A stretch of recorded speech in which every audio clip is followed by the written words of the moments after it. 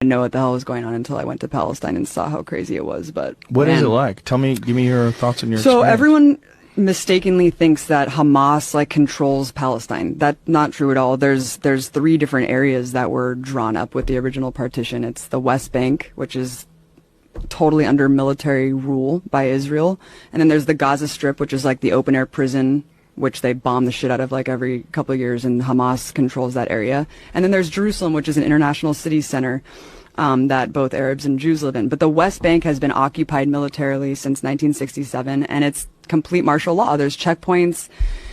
All political parties are illegal. You can't, having a gun is like the least of it. You can't hold a flag. You can't belong to a political party. You literally can't do shit if you're a Palestinian. You just have to sit there and submit.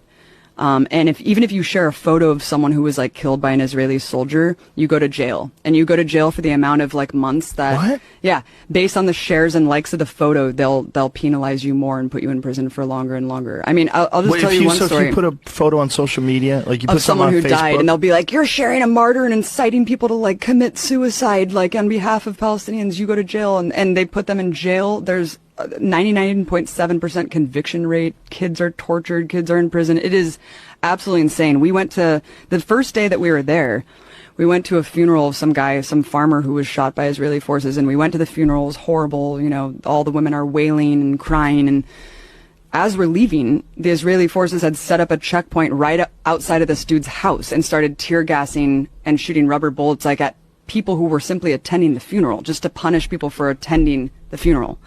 We went to another girl's house named Aya, who got shot in the vagina for peacefully protesting at some protest, and they shot 200 people that day. One guy next to her died, another guy was paralyzed.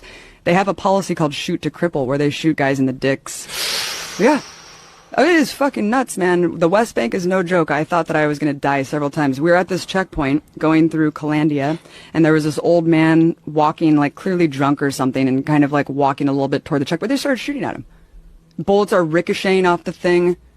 And my partner Mike, who was an invading soldier of Iraq, was just like, we're going to die. Like, they're shooting this guy. There's bullets ricocheting. It was absolutely insane. And as we go through the checkpoint, the soldier's like, hey, stay safe out there.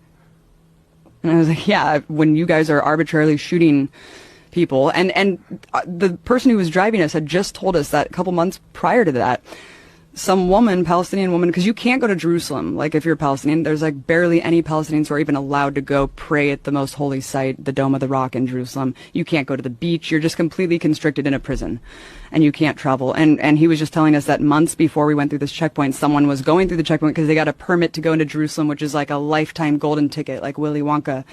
And they're walking, and she just got executed. And then... What? Yeah, she just got executed, and she was bleeding out at this checkpoint, and her little brother tried to help her, and they shot him too. And they're like hiding the video of this. Why and this they is just shoot a day... her? Because they fucking hate Palestinians, and Palestinians are animals to these people. It's sick, man. It's sick. It's really, really sick, Joe. And I couldn't even get into Gaza. We were banned from going into this territory because I was told by the Israeli government that I was a propagandist and that I was like an enemy agent, and so I wasn't allowed to go into Gaza. So Gaza's hell, but the West Bank is under martial law, and everything's illegal, and you can't do a goddamn thing. And it's super cool. Like, we went to this place called Ramallah that was just like Oakland, where they're smoking weed. There's like openly gay people there. Like, it's just completely different than what people think of Palestine, you know? People think of it as just a bunch of people with turbans on blowing themselves and up. Hamas is like, you elected Hamas. And like, well, Hamas doesn't want Israel to exist. It's like, well, actually, Hamas is controlling this one area for a reason, because it was built as this surplus when Israel was created. Millions of refugees were put miles away from the homes that they were ethnically cleansed from and put into refugee camps in Gaza. And when the Israeli military wanted more and more land, by the way, all settlements in Israel are illegal.